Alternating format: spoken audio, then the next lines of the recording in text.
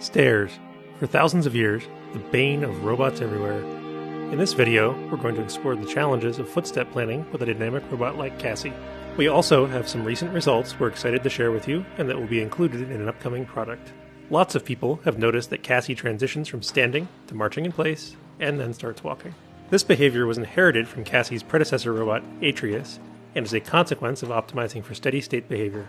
Cassie, like Atreus, is always actively balancing, and Cassie, like Atreus, lacks any outward-looking sensors and is effectively blind to the world. Many examples of complicated terrain can be easily navigated if you ignore the actual state of the world and treat all obstacles as gate disturbances. For example, Atreus could walk over obstacles by simply assuming that the world was flat. If this was a bad assumption, no big deal. The underlying gate dynamics were adequate to absorb the uncertainty. We've previously shown that Cassie can perform similarly. In this demonstration, Cassie is able to walk forwards, backwards, and sideways over an unknown obstacle without having any knowledge of the environment. Cassie thinks the world is flat, and the combination of passive dynamics and software control is robust enough for this to not matter. This sort of behavior is what allows Cassie to operate blind outdoors. Cassie doesn't need perfect knowledge of the ground to transition between different surfaces or to walk over roots. In fact, this clip was part of nearly an hour of continuous walking on unpaved trails without falls. Unfortunately, at some point, the complexity of the world exceeds what the gate can accommodate, and advanced planning is required. We've been hard at work on this problem for a while, and we're pleased to share some recent results.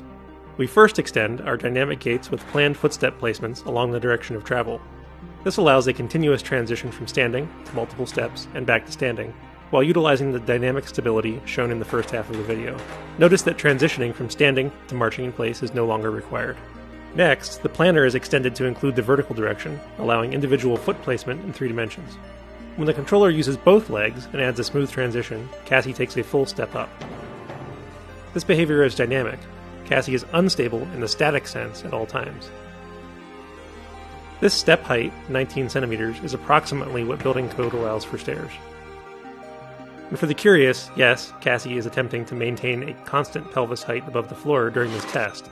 You wouldn't ordinarily do this in most circumstances.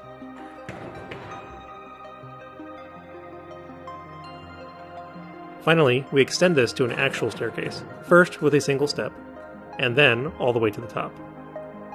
This control framework combines the best traits of kinematic planning approaches and pure dynamics.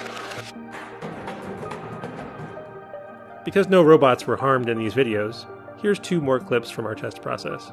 In this test, we told Cassie to take 2 steps up. There is actually only 1 step, but since Cassie is still actively balancing, she doesn't fall over. If you've ever gone up or down a staircase at night while not paying attention, you're probably familiar with how this feels. This is a great demonstration of how planned foot placement and active balancing are frequently at odds with each other when knowledge of the world is imperfect. Finally, we showed that perception is still required in order to time the initial foot placement to the staircase. As our engineers say, this is when a spring-loaded inverted pendulum becomes a regular pendulum. Sorry, Cassie.